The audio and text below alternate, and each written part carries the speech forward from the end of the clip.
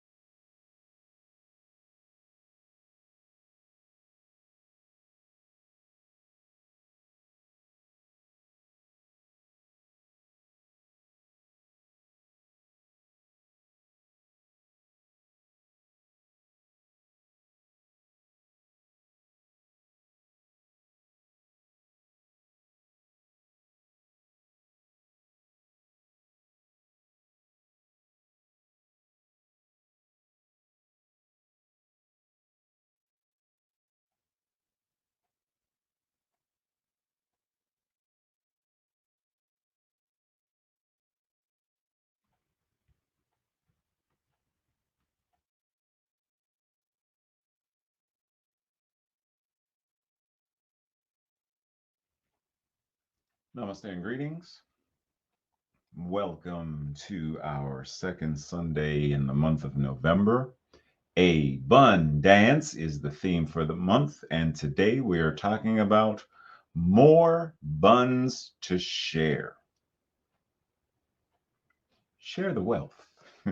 As we continue to explore the ideas of abundance this month, this week we specifically turn toward bringing our attention to how we do this thing called abundance in relationships. How do we bring it into our outward relationships? How do we approach each relationship with this awareness that we live not only in an abundant universe, but that what it is we are? Now, in a few moments, I'm going to share a story about a farmer. Okay. And this particular farmer in this story is going to talk about this idea of how nature is interconnected. And I would add intra-connected, meta-connected. So instead of fighting for what typo, instead of fighting or resisting from this place of lack and scarcity, shortage, oh, woe is me, not enoughness, this particular farmer is embracing the truth, capital T truth, and recognizes by the way he shows up in life, recognizes how going with the natural flow of the universe benefits not only him, but others as well. This farmer lives with this knowing that there is greater good, greater goodness, greater ways of connecting and collaborating and cooperating with everyone. And that as he does this, this thing called the greater good then begins to show up and is multiplied in the lives of others. Now, the question is, do we, do you, do I, do we live in this manner? Are we willing to? So, more buns to share. Yes, those are buns. Yes, those are buns, but those are not the buns that we're talking about today. Nope. And not even, yes, no, those are not the buns we're talking about today. Today we are talking about, still within the theme of bread. Bread, glorious bread. Oh, how I do love it. Sorry, I digress. Buns, bread. Did you know, however, that bread is a metaphysical, is a symbolic entity, a symbolic substance that, did you know? Did you okay, okay. Well, bread has many symbolic meanings in a variety of religions and cultures. Abundance and sharing. Did you know that bread can represent abundance, plenty, it's another word for abundance, and the importance of sharing with those who are in need? Nourishment. Did you know that bread can symbolize the nourishment that people need to live? Togetherness. Did you know bread can symbolize fellowship and togetherness, connectedness with others? Sincerity and truth. Did you know that unleavened bread can also symbolize this very thing? Sincerity and truth. And as a housewarming gift, did you know that bread can represent sustenance, nourishment, and hope for a prosperous, well-lived life in one's new home? See, when we break bread, we're not just breaking bread so that another may eat. We're not simply doing a form of communion simply so. We are breaking bread, sharing communion, communication, community for all of these reasons. So when we think about bread, abundance, and more buns to share, more nourishment to share, more hope to share, more sustenance, physical, emotional, intellectual, relationships, spirit, more sustenance. What sustains us? Share it. So, Reverend Dennis Merritt Jones says, as our individual abundance consciousness rises, still at the bread thing, right? As it rises, it affirmatively affects the whole of humankind. When we are conscious of our oneness with an abundant universe and with each other, we are compelled. We are compelled to become change agents for this good. This is when our generosity of spirit and our spirit of generosity merge and become a catalyst that guides our actions and makes the world a better place. What is your individual abundance consciousness? Is it that of sharing? Is it that of spreading the wealth? Being a beneficial presence? What is your life affirming abundance consciousness? Do you have one? Can you express it and explain it? What does it mean? Let's go back for a second. When he says, we are compelled to become agents for good, agents that do good. What did I say last week about being a 21st century new thought good Samaritan? A 21st century metaphysical good Samaritan. In what way are you compelled to be an agent for good in the world? In what way are you and your actions being guided, your mental equivalent being guided to make your life a better place, but to make the world a better place? What are you invited to share to make this happen? How do you know the story, teach a man to fish and he eats for a day. I mean, give a man a fish and he eats for a day. Teach a man to fish and he eats for his entire lifetime. But if he is hungry today, give him a fish to eat while teaching him how to fish. Both and, not either or. Share with others. Do you believe this philosophy works? It works if you work it. Care of Reverend Dr. Johnny Coleman. It works when you work it. It works if you work it. How are you invited to work it? How are you invited to share it? No, I am not saying go door to door. Hello, my name is Raymond Anderson. Are you familiar with the Science of Mind magazine? I'm not saying go door to door, knock on people's doors and be some kind. I'm not talking about that. But do you have conversations with friends, family, loved ones, neighbors, etc., about the power of consciousness and love? Oh, and what are you invited to share? The Black Panthers shared and created, and many people don't even know this, school lunches and breakfast care of the Black Panthers. And see, this is an example of how all are freed when all are freed. Because the Black Panthers creating lunch programs in the inner city for Black kids became what we now know as the breakfast and lunch program that is in every school, Black, white, and other. When we help, we help. When we serve, we serve. All of humanity is benefited. Jesus breaking the bread and fishes and feeding the 5,000, share.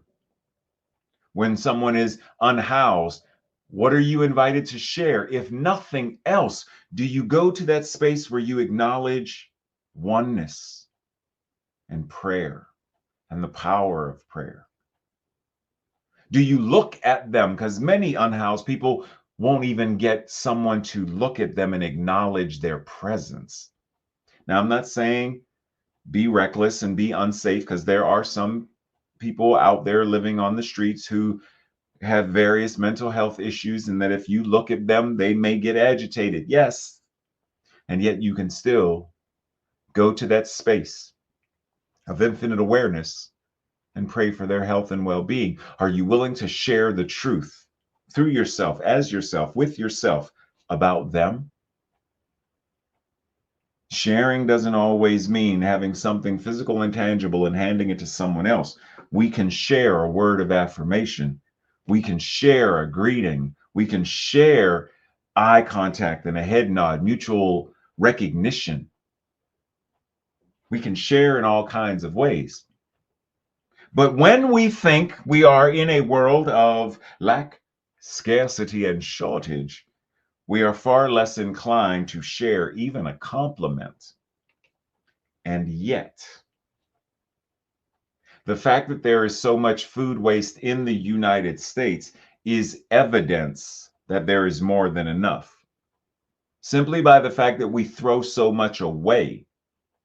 So, food waste in the United States is excessive. It's another way of saying abundant. 40% of all food produced in the United States is wasted. It's almost half. 133 billion pounds of food wasted per year. That represents 1,249 calories per person per day. Excessive. But the fact that we can waste so much is an indicator that there is so much that can be wasted. It's expensive. 161 billion uneaten food at retailers, restaurants, and homes. It costs $161 billion annually. That's a lot of money. $1,500 per capita for a family of 4. Wasted. So let's revisit. It's excessive. It's expensive. It's also harmful to the environment. Wasted food makes up 20% of landfill weight. The single largest municipal waste source. And the methane that is released by food that is wasted is a greenhouse gas 21 times more powerful than carbon dioxide. So realize, once again, what did we talk about last week? Privilege. The fact that I can eat a sandwich, yum, yum, yum, yum, yum. I'm full. I'm not going to eat the rest of this. There's no point in saving it. I'm going to throw it away. Excessive, expensive, environmentally harmful. But I have the privilege that says, I don't want it. Throw it away. Breathe. An opportunity.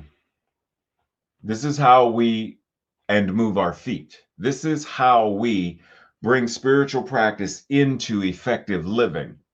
Diverting 15% of the food that currently gets wasted would be enough to cut the number of food insecure Americans in half.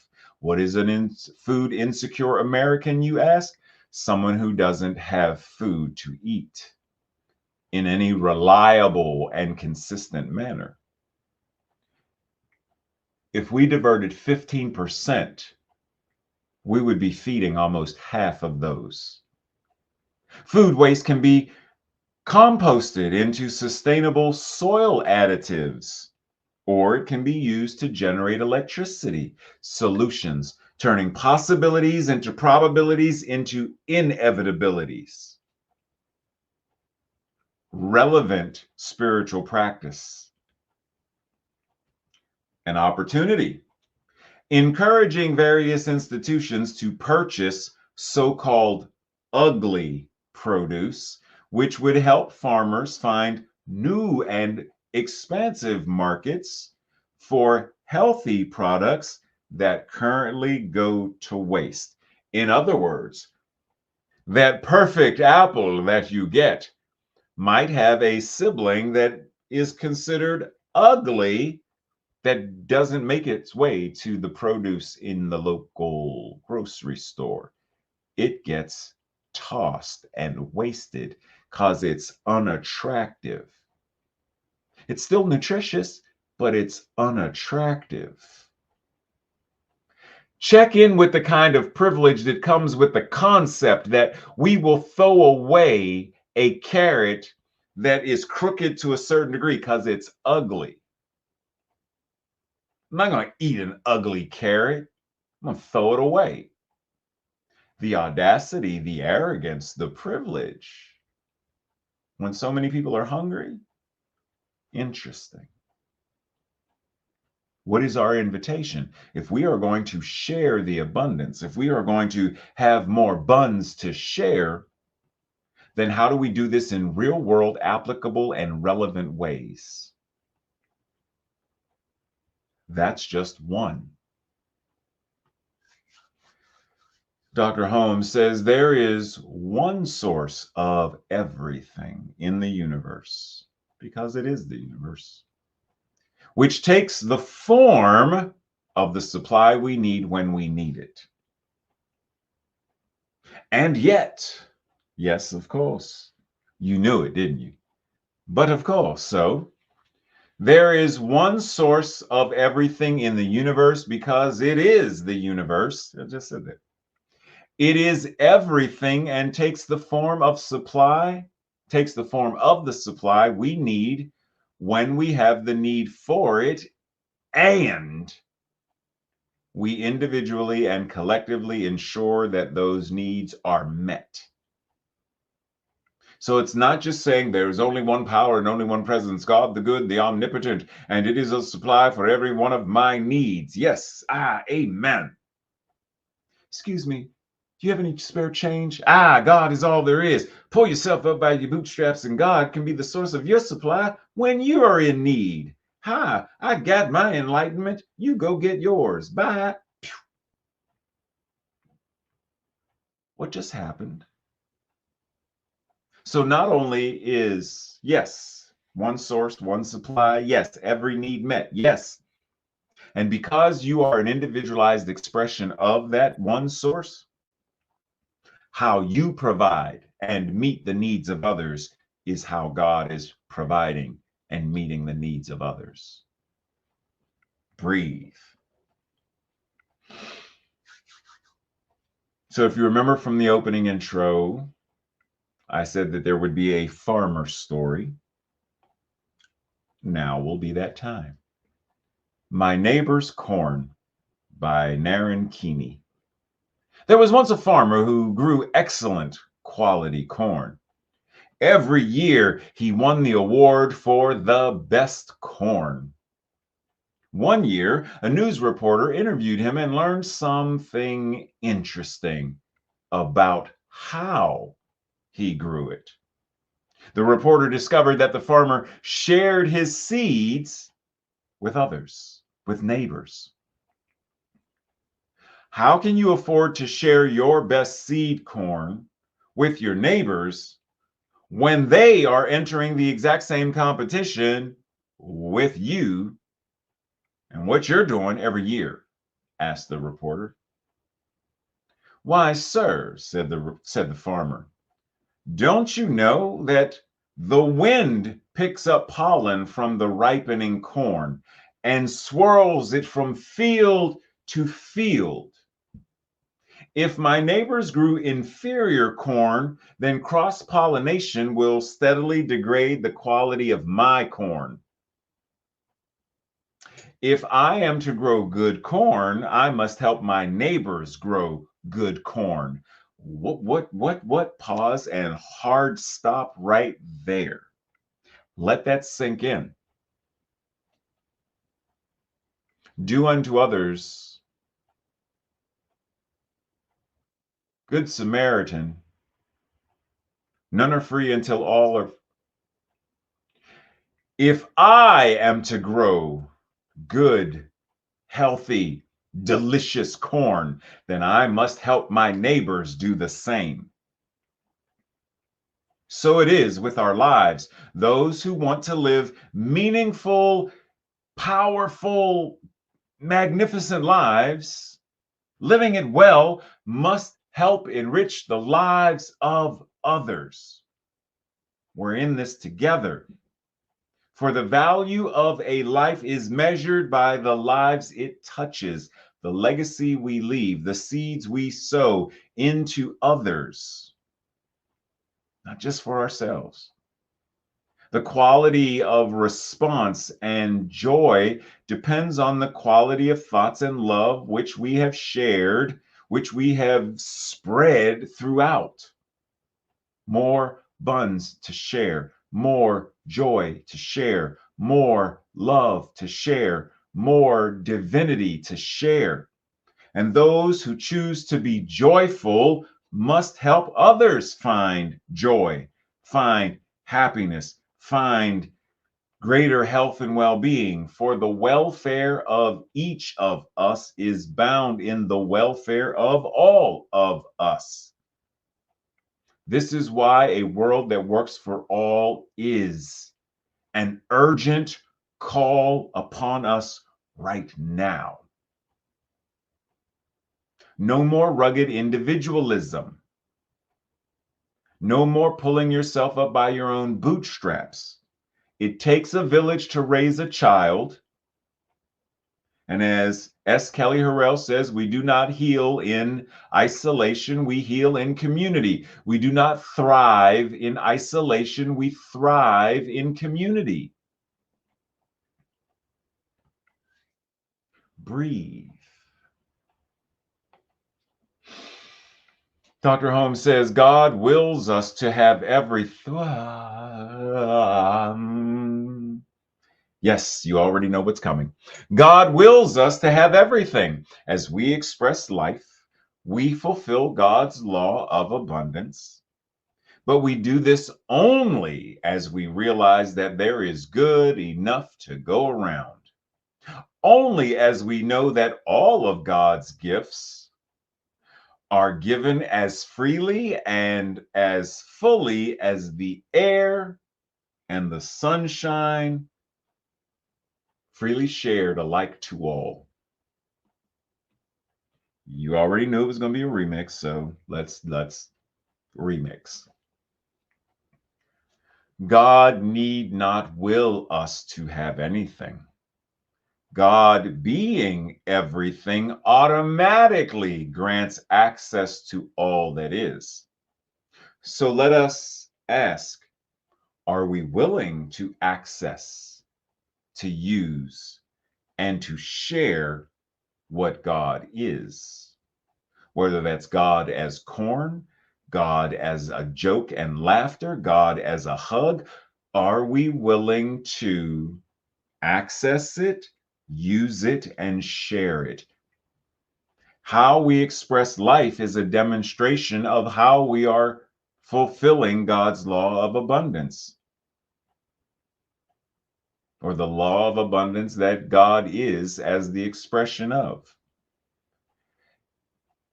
Can we realize that there is good enough to go around by ensuring all of quote unquote God's gifts, all that life is, are given to all, and as freely and as fully as the air and the sunshine and all of that is to all?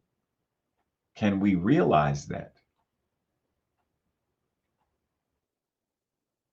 Or are we stuck in a paradigm of lack and scarcity? Or in this case, an anthropomorphic God? So just this concept, God's will versus your will. So what does it mean when we talk about will? If I say, oh, I will do that tomorrow, it's a statement of intent. Will you share? Statement of intent. But in terms of this, God's will, is it the same thing? Are we talking about something different? Will, the faculty by which a person decides on and initiates action. The faculty by which God decides on and initiates action. The thing that one desires or ordains. The thing that God desires or ordains. Synonyms: desire, wish, choice. All of these words, synonyms for will, whether it's God's or yours. These are, okay. So taking that into account, let's breathe and stop referencing this as an either or. Okay? It's not God's will versus your will. As Meister Eckhart said, between God and me, there is no between. So if there is no between God and me, then there is no God's will versus your will. God's will is your will, one and the same.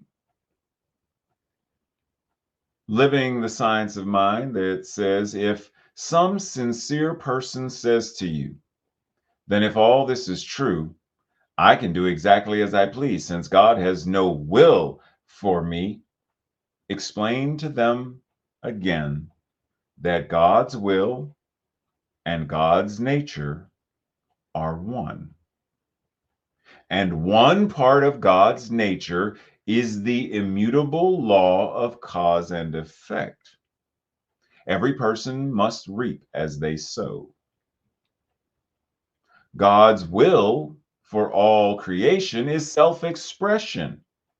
Since creation is an expression of this invisible cause, which we call God, nor can it be considered anything else. Creation is an expression of this invisible cause, which we call God. It can be considered nothing else.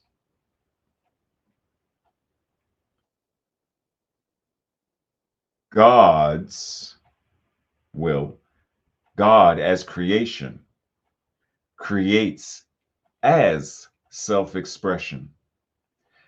Since creation is an expression of, breathe, make sure you get this in there, because I'm going to, in what I'm getting ready to read, to say, to share, in essence, what I'm saying is, let's move past even referencing God as creator, and we creations of the creator.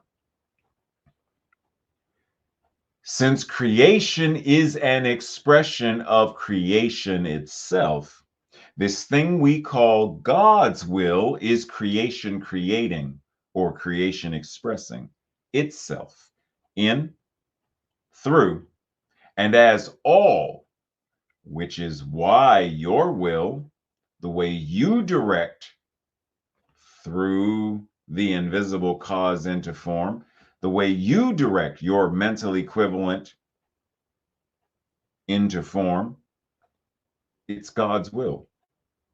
As Dr. Holmes says in Richer Living, God sees himself in form, God experiencing himself in his own actions, and God knowing himself in us as us.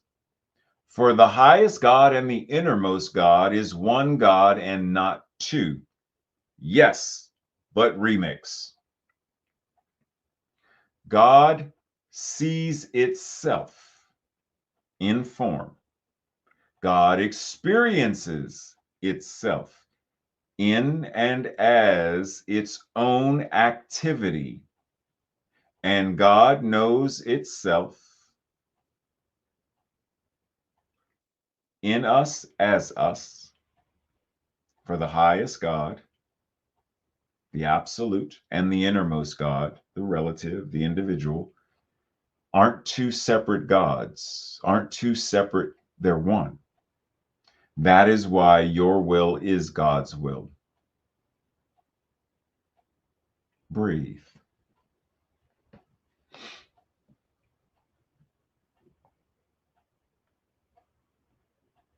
So, what do you do with that?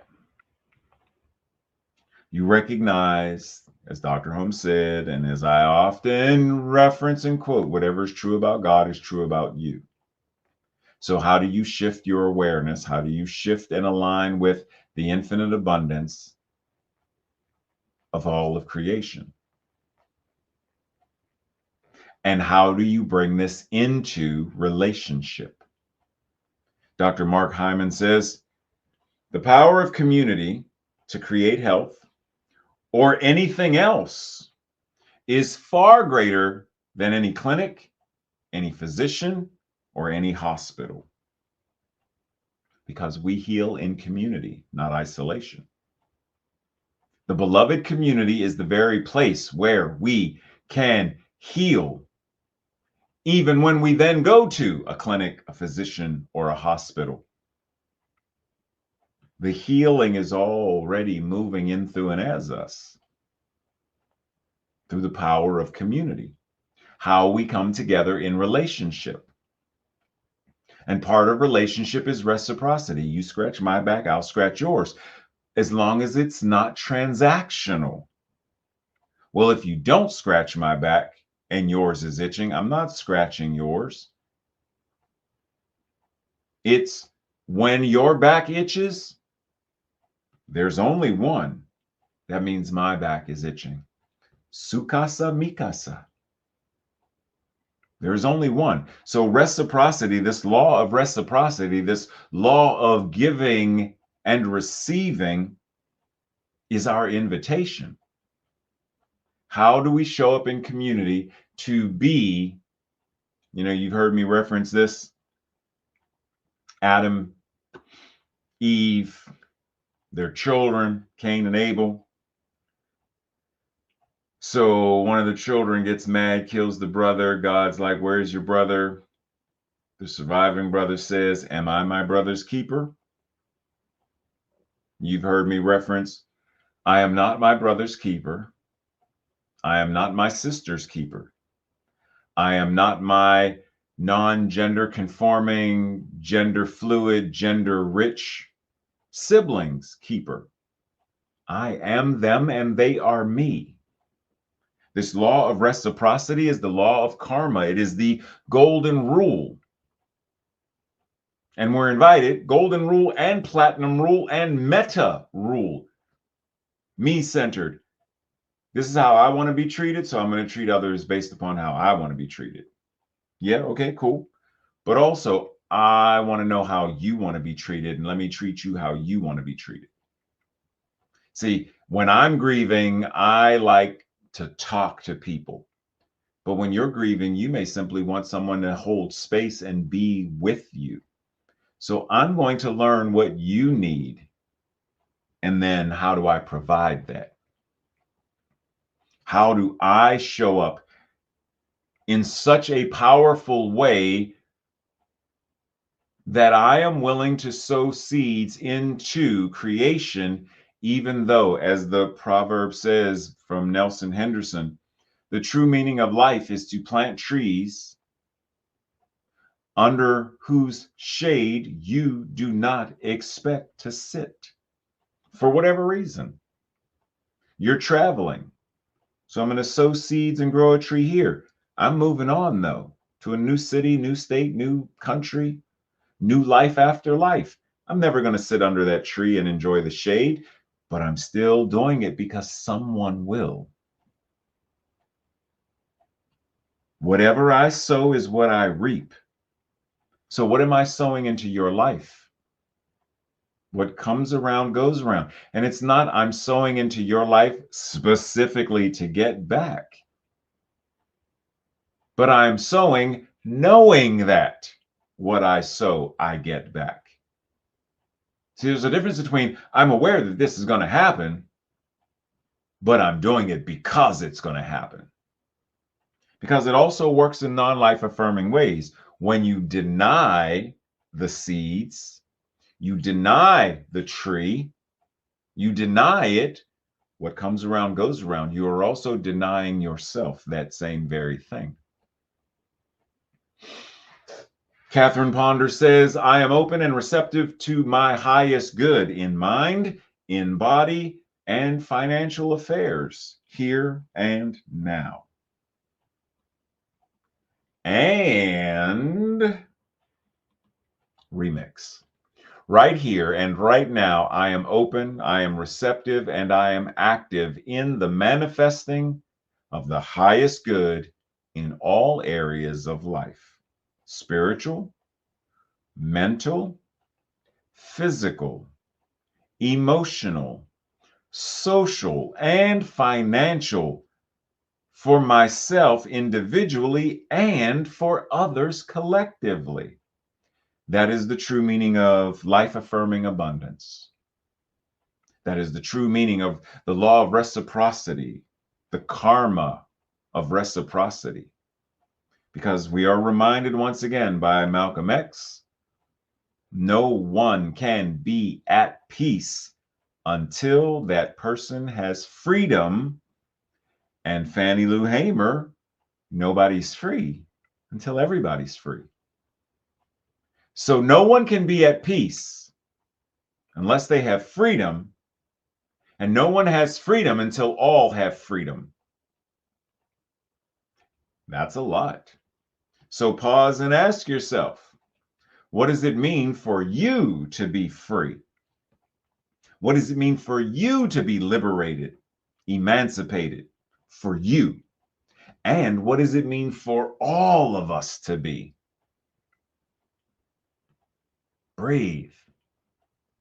Like really go beyond the jargon of freedom, beyond what does it really mean for you to live your life in a manner that you are? I know I'm free. I know I'm emancipated or liberate, whatever that means for you. But then also, what does it mean for us collectively? Because as always, we are talking about a world that works for all.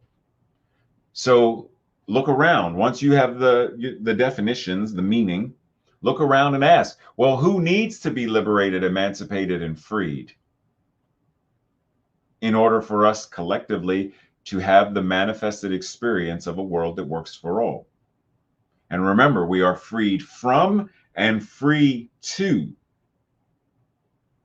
And being clear and mindful of what each of these mean and reference.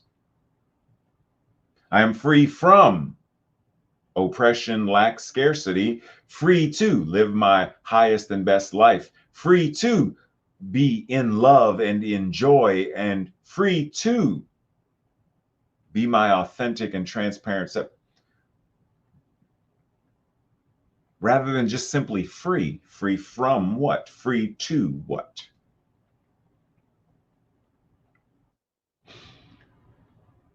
Robert says, don't judge each day by the harvest you reap, but rather by the seeds you plant. What seeds are you planting? What joy are you planting? What clear and loving communication are you planting? What serenity, global peace are you planting? The science of mind and spirit as a liberation theology offers us a way to provide for ourselves individually and collectively in ways that are beneficial and life affirming for all, including the earth itself. We are invited to model our journey after people like Harriet Tubman. She first set herself free and then did the work to help others to become free. This is, in essence, the work of a modern day bodhisattva. That's the work that we do. This is the path of the beloved community. and we need not sacrifice or delay or deny our own peace or rest or comforts or healing in lieu of guaranteeing it for others. We must both and care for ourselves and, as we are able, care for others. Science of Mind and Spirit 4.0 requires us to explore the ways in which we can more actively be 21st century New Thought Good Samaritans who share the life affirming abundance everywhere we go, because it is a divine expression of who we are being.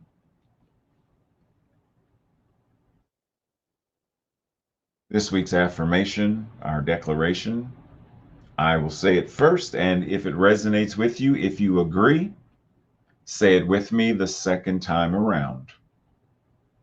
Realizing the connection of all, I recognize and actively embody my part in the thriving of all. Together.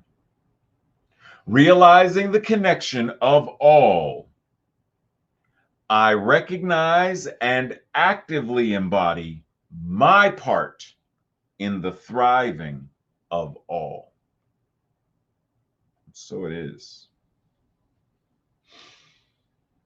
This week's Thursday night discussion group questions or your own personal journal questions.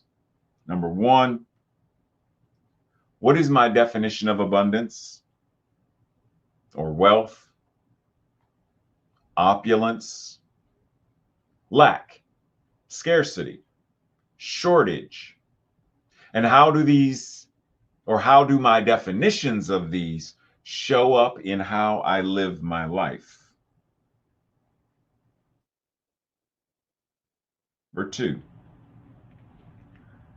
do I live more according to the golden rule, me-centered, or the platinum rule, you-centered or other-centered? And what could I do to be more aligned with the platinum, where I am more concerned, where I am coming from the area of what do you need? Not what I need or what I want, but what do you need and what do you want? See, we're all eating pizza because Ray wants pizza. But Ray didn't check to see if you don't do gluten or cheese or whatever, because it's all about I'm doing unto you as I want you to do unto me. So I want you all to give me pizza every time my birthday rolls around. That's why I'm doing it for you. Versus what do they need? What do they want? Number 3, who am I in the my neighbor's corn story? Am I the farmer? Am I the neighbors? Am I the reporter?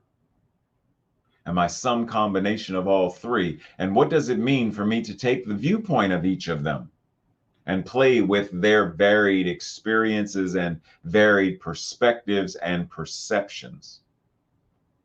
So be the reporter. What does it mean for you to be the reporter? Where in your life are you like the reporter who doesn't understand when someone is being nice to others versus focusing on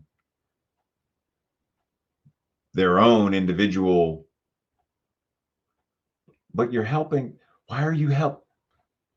Where do we do that? Where are we the neighbors who receive? Oh man, thank you for sharing these with us. What does it mean to be given this high quality seed? The farmer, right? Play with each perspective. Step into their shoes, per se. Number 4, have I ever shared something? Have I ever shared something that I had and I shared it with someone else who didn't have?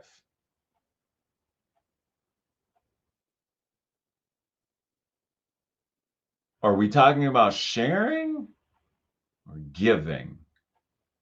Is sharing a form of giving? Have I ever given something that I have, the shirt off my back? Have I ever given the money in my pocket? I have it. I gave it to someone who didn't have a shirt. I gave it to someone who didn't have the money, didn't have the food.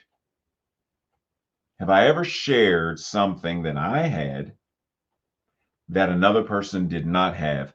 And what was the reward? What did I get simply from sharing? Ask yourself. Number 5, ask yourself, what is my understanding of life affirming stewardship? And how might I engage in life affirming stewardship more actively and more consistently? And lastly, what would it mean for me to drink from my saucer because my cup runneth over? And how can I make this a collective reality? Breathe. As we enter into that space where we declare, where we know that which is true, that which God is living, moving, and having its beingness in, through, and as each and every one of us. And that this abundance that God is by default, by nature, God is everything, is showing up right now, in, through, and as us. Wherever we are in our life, have we not had an abundance of inhales and exhales? Have we not had an abundance of skin cells, even those that have fluffed off, sloughed off, dropped off, scrubbed off, and the skin cells that replaced? Have we not had an abundance of? Have we not had an abundance of red blood cells, white blood cells, and molecules? And have we not, are we not a divine expression of the very abundance of the universe?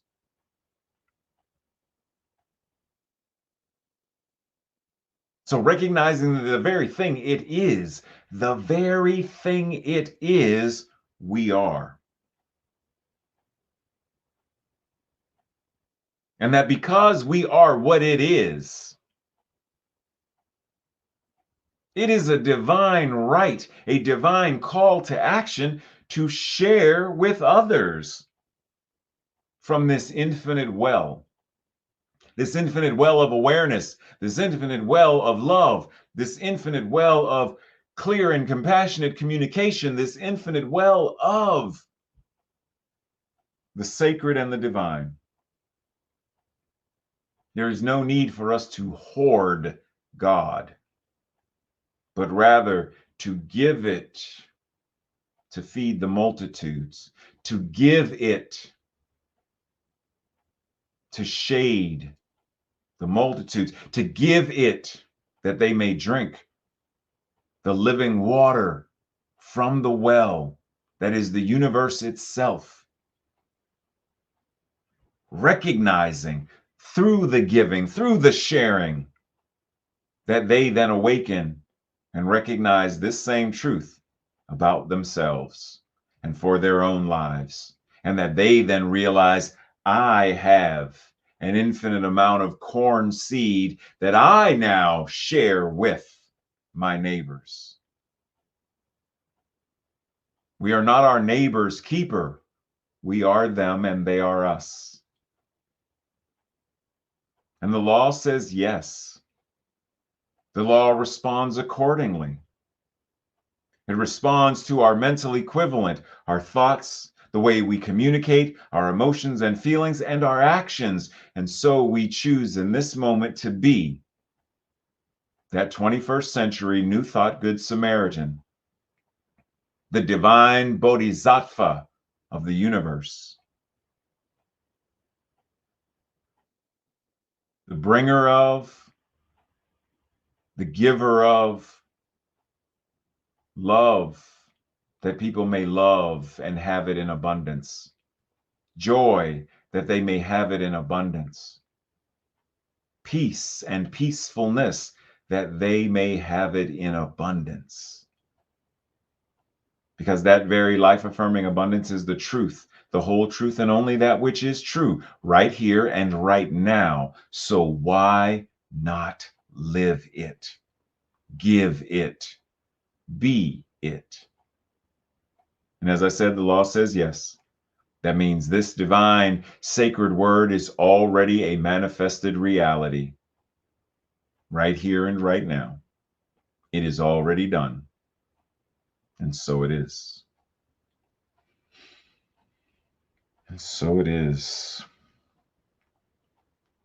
Namaste and blessings. As always, check the chat, or as recently, past few months, check the chat to see if we are meeting for our after message fellowship. If you see yes, I might see you over in Zoom if you're coming. And if not, then I will see you prayerfully sometime during the week or on social media. Or if not, same place here, same bat time, same bat channel. Love and appreciate you, and I will see you soon.